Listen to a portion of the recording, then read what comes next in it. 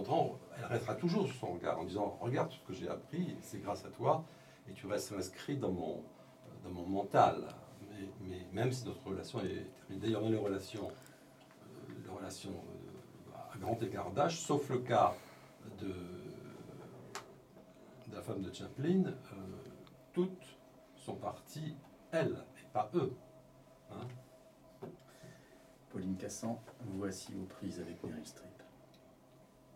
Quand vous imaginez un personnage, vous désirez mettre ses chaussures, porter ses vêtements, comme s'il devenait une partie de vous. Toute personne contient une part de mystère. Et quand vous jouez, vous désirez percer ce mystère jusqu'à ce qu'il soit totalement connu de vous. Alors, vous citez Jessica Chastain, qui dit qu'elle a le devoir de disparaître derrière un personnage. Comment se passe, pour simplifier des milliers et des milliers d'heures de préparation, comment se passe cette préparation à être l'autre? Mais justement, c'est toute l'ambiguïté. Souvent on dit il ou elle s'est bien glissé dans la peau du personnage. On a toujours cette métaphore dans laquelle il y a le personnage et on rentre dedans en se maquillant, s'habillant, en répétant, etc. En fait, c'est plus compliqué que ça. C'est-à-dire que pour moi, c'est le contraire qui se passe. C'est que le personnage absorbe. C'est dans l'autre sens. Et on dit, comme dit Simone Signoret, je ne change pas de peau, c'est l'autre peau qui m'a changé. Donc je suis quelqu'un d'autre. Et en plus, c'est très facile, puisque dès lors que je suis transformé, ma mémoire n'est pas défaillante, je joue comme j'ai envie de jouer, je suis très à l'aise, mais je ne peux rien faire d'autre. Voilà. Tous les acteurs se disent, dès que je suis en situation de jouer, je ne peux rien faire d'autre. Donc, cette façon de changer de peau, par absorption du rôle, c'est dans l'autre sens qu'elle se joue, c'est-à-dire que c'est le rôle qui vous absorbe, c'est pas vous qui entrez dans la peau du personnage, c'est un peu différent. Et bien, cette façon de changer de physique, de changer de corps, de changer même à la limite de voix dans certains cas, c'est une façon de montrer la variété de la diversité de son talent, parce que chaque fois, elle cherche à être un être qui séduit l'autre. C'est-à-dire dire, là, ça ne vous a pas plu la dernière fois, eh bien, regarde cette fois-ci comment ça va se passer. Et souvent, d'ailleurs, c'est le patron de la Comédie Française qui le dit, alors lui, il parle de son expérience, qui dit, quand je sors de la Place Colette de la Comédie Française, j'ai toujours un peu... Parce qu'après, ce qui est dur, c'est un peu déprimant de quitter tout ça. On sort, et, dit-il, on a le léger sentiment d'imposture, parce qu'on a parlé, un auteur a parlé par notre bouche, s'est exprimé par notre corps, puis les gens ont applaudi un personnage, mais pas nous. Donc, tant qu'on était dedans, ça allait très bien, mais quand on sort, on est plus mal. Et il explique que de temps en temps, ils vont boire un coup pour se calmer. C'est pour ça que d'ailleurs que dans ce métier, je ne le généralise pas, mais enfin, c'est un métier où on aime bien boire des coups, et même souvent aller plus loin. Le nombre d'alcooliques qu'il y a chez les actrices américaines notamment, mais bon, Alors, vous avez parlé de Simone Signoret, et dans votre livre, il y a une anecdote fabuleuse qui montre que la candeur peut être le plus beau des atouts. C'est sur le tournage d'un film de François Leterrier qui s'appelle Les Mauvais Coups, où elle fait une manœuvre automobile alors que quasiment elle n'avait jamais conduit. Oui, même pas quasiment. Donc, mais elle dit, moi qui... Et tout d'un coup, elle a dû prendre le volant, faire un demi-tour, c'est dans le film, moi j'ai revu le film pour ça, faire un demi-tour sur un chemin assez chaotique. Elle est très à l'aise parce qu'elle s'est pas glissée, parce que si elle s'était glissée dans la peau du personnage, ça restait Simone Signoret conduisant. Là, elle était le personnage. Il l'avait totalement avalé. Donc elle s'est mise à conduire.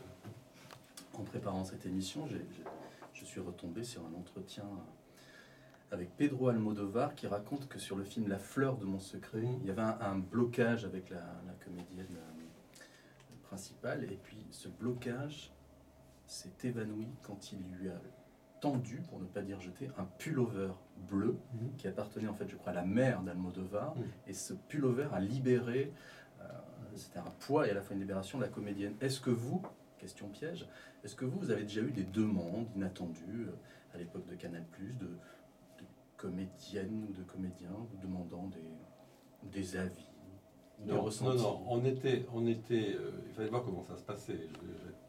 Je suis plus précis que ça.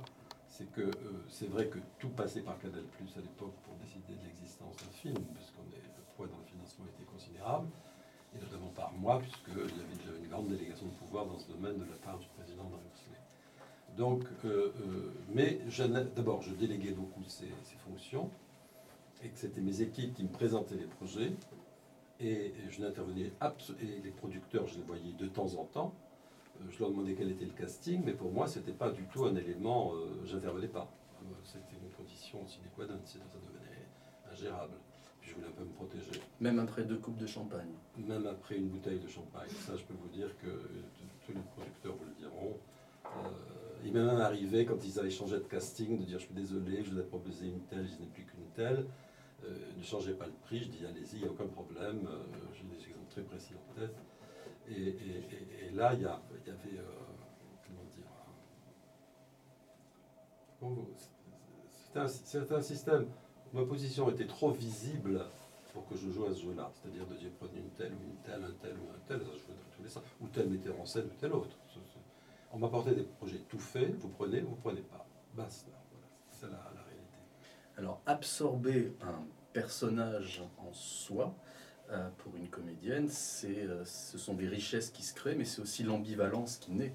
Et vous citez par exemple Greta Garbo, dont la productrice et amie qui s'appelait Marina Siconia disait qu'en fait c'était une femme extrêmement timide. Moi, comme 90% des comédiennes, je dirais, c'était dès lors que c'est un rapport difficile au père, le père c'est celui qui vous ouvre le monde, qui vous donne les armes pour vous défendre, et vous sentez, dès lors qu'il y a eu cette carence, la jeune fille se sent très déprotégée et a du mal et la comédie de façon d'exorciser ce manque de confiance en elle qui se traduit par une certaine timidité. Et puis après, quand elle est en confiance, quand elle se sent aimée, c'est la clé. Une fois qu'elle se sent aimée, à ce moment-là, tout va mieux. Et, il est très facile d'impressionner une comédienne, parce que dès lors qu'elles n'ont pas beaucoup de confiance en elles, tous ceux qui font des castings le savent. On va faire une petite pause musicale avec... non, une grande pause musicale avec Alain Souchon. Les hommes qui sont ce qu'ils peuvent, assis sur le bord des fleuves, ils veulent s'en aller dans la mer. C'est intéressant. De boire les vieilles affaires, la beauté d'Avagarner.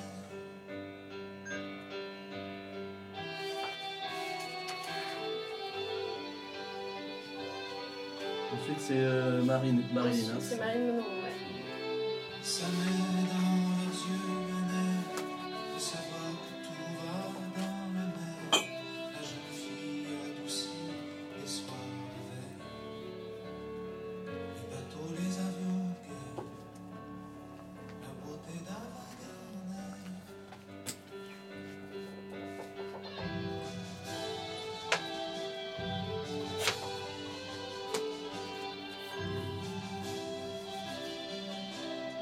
Les murs écroulés du monde, filez nos belles enfances blondes, et dites-nous les nageuses à l'envers, les odeurs dans les chemins de fer, la beauté d'Avagarner. Arnaud, est-ce que le deuxième invité est arrivé ou pas?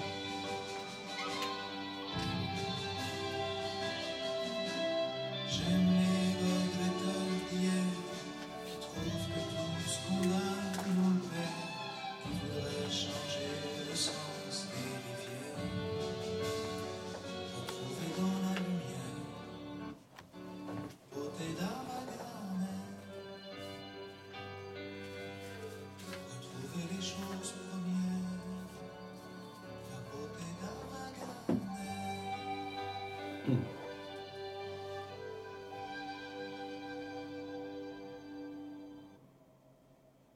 Alain Souchon, en 1985, La beauté d'Ava Gardner. Vous êtes dans l'émission Oblique sur Fréquence Protestante. Nous sommes en compagnie de René Bonnel. Dans votre livre, vous citez plusieurs fois Isabelle Adjani qui dit qu'en fait, on n'est jamais prêt pour la notoriété. Oui, c'est la fameuse citation du prince de Ligne. La notoriété, c'est un rasoir entre les mains d'un enfant.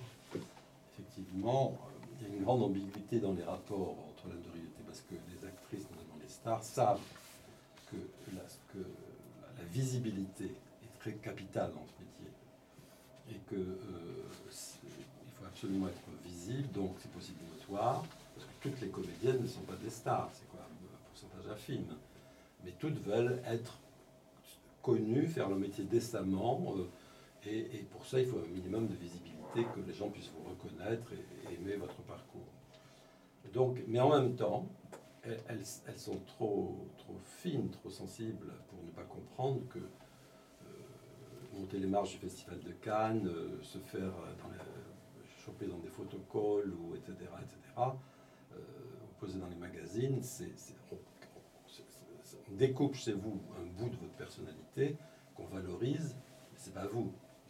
Donc, et puis en même temps, il y a tous les dégâts que commettre une trop grande notoriété peut créer dans votre vie privée. Je veux dire, surtout maintenant, tout le monde peut te photographier, filmer, etc. Et vous choper dans des positions non prévues, et vous retrouver sur les réseaux sociaux pour un oui, pour un non.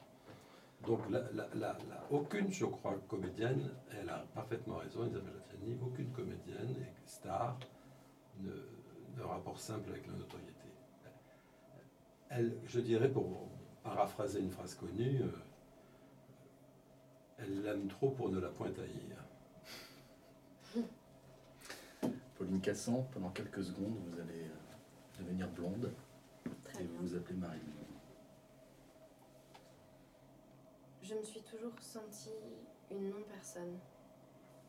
Et la manière d'être quelqu'un a été probablement d'être quelqu'un d'autre. C'est pour ça que j'ai voulu jouer et devenir actrice. Alors, dans votre livre, elle dit aussi que faire l'actrice n'est pas la cause de sa panique, mais c'était le seul remède. C'est une façon de... Tout en notre conscience, d'ailleurs. Mais enfin, c'est une façon de se soigner de ce manque initial chez elle, c'est violent. Et si vous lisez ses mémoires ou ses bribes de mémoire, où elle montre à la fois sa grande intelligence et sa grande finesse, vous vous rendez compte qu'elle est très consciente que elle n'est pas elle, ce qu'elle voit sur les... Elle le dit quand elle a tourné ses grands succès, notamment cette grande réflexion quand elle se voit entrer avec la robe sur la bouche de métro, qui d'ailleurs était tournée en studio pour la petite histoire et non pas à Broadway. Et effectivement que c'est pas elle, comme le dit aussi Audrey Hepburn, c'est pas moi, ou Scarlett Johansson, quand elle voit cette poitrine superbe à la pile dans sa voiture, elle dit c'est pas moi. Donc tout d'un coup, elle sent le décalage qu'il y a entre ce qu'on montre d'elle et ce qu'elles sont. Et mais en même temps, elles savent que c'est un chemin par lequel il faut qu'elles passent pour essayer de penser le traumatisme initial. Vous dites que la quête de l'affirmation face à l'autre cherche la plupart du temps donc à guérir un trouble d'identité, qu'il soit diagnostiqué ou pas. Oui, non, mais je vois très bien quand j'en parle avec certaines comédiennes, je n'ose pas dire Félier-Coeur, c'est la prétention de ma part, mais enfin, tout d'un coup, prennent conscience de quelque chose qu'elles n'avaient pas nécessairement formulé dans leur tête. Et que, d'ailleurs, quand elles le lisent, elles sont à la fois, entre guillemets, intéressées, avec des réserves sûrement, mais en même temps, n'ont pas trop envie d'en parler. C'est très intéressant elles ont du mal à se situer, parce que c'est quelque chose qui les concernait tellement qu'elles ne voulaient pas trop le déballer. J'étais très heureux, en lisant votre livre, d'avoir cette mention sur un film que beaucoup de gens ont oublié, de Vincente Minnelli, qui s'appelle 15 jours ailleurs. Oui. Et là, vous citez un échange que j'aimerais que vous nous synthétisiez. Oui. J'en ai la substantifique moelle. Oui.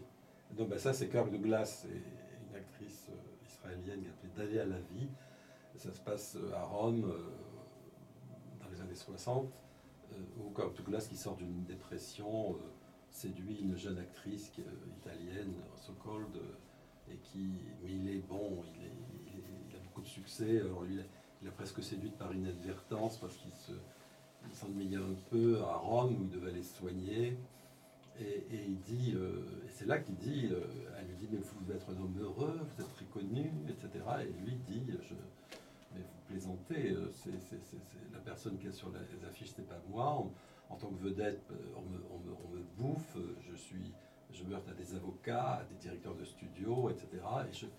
Et j'ai du mal à exister. Vous croyez que le fait de savoir que je suis une star, et de me voir en technicolor, ou me faire embrasser par des jeunes filles énervées sur la joue, au contraire me déprime plutôt qu'autre chose, ce qui explique d'ailleurs ma fille sort d'une dépression. Depuis que j'ai commencé ce métier, j'ai un sentiment d'usurpation. Sur scène, j'ai souvent pensé, mais qu'est-ce que je fous là? C'est Jeanne Moreau qui dit ça.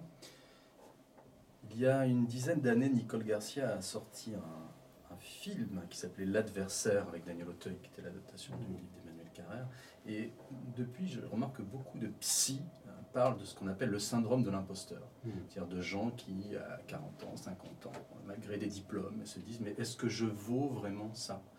Et qui dit comédienne, qui dit staritude, dit à un moment ce sentiment de « mais est-ce que je mérite tout ça ?» Le sentiment de l'imposture, globalement, c'est un sujet qui m'intéresse beaucoup. C'est très lié aux mécanismes économiques et à la fabrique de notoriété au-delà du cinéma. Quand on connaît les coulisses comme je les connais, je trouve qu'il y a notamment à l'émission visuelle beaucoup d'imposture, mais ça c'est notre sujet. Mais il y a une grande différence entre la valeur médiatique de quelqu'un ou de quelqu'une et de ce qu'il est et ce qu'il a fait en réalité, parce que, comme dit John Ford à la fin de L'homme qui tue à l'hypertivalence, quand la légende est supérieure à la vérité, écrivez la légende. Bon. Donc, effectivement, ce sentiment d'imposture n'est pas exactement le même. C'est le sentiment d'avoir pris le verre de quelqu'un